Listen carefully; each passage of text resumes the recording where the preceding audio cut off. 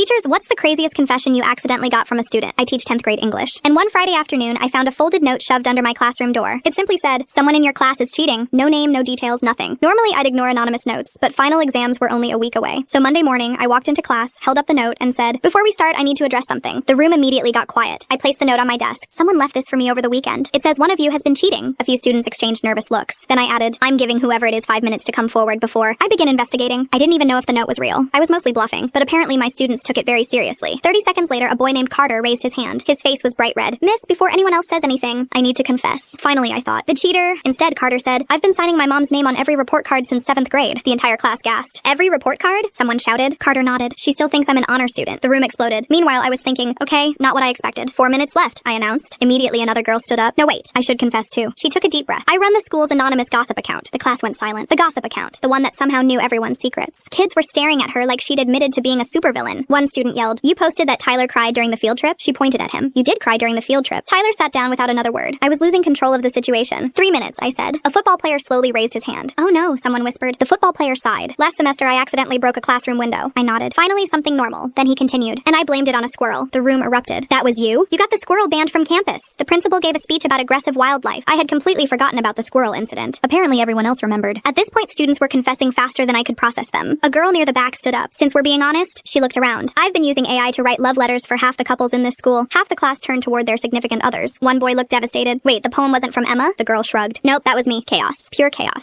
I rubbed my temples. 2 minutes left. A student named Mason suddenly jumped out of his chair. "Fine, I'll tell the truth." Everyone leaned forward. Mason pointed toward the ceiling. "My cousin has been secretly attending this school for 3 months." The room froze. "What?" Mason nodded. "He hides in the auditorium storage room during first period." I stared at him. "Your cousin what?" "His parents think he's enrolled somewhere else." The class was losing their minds. I was losing mine. At this point, we'd uncovered forgery, secret social media accounts, fake poetry, and a mystery cousin living inside the school. But still no cheating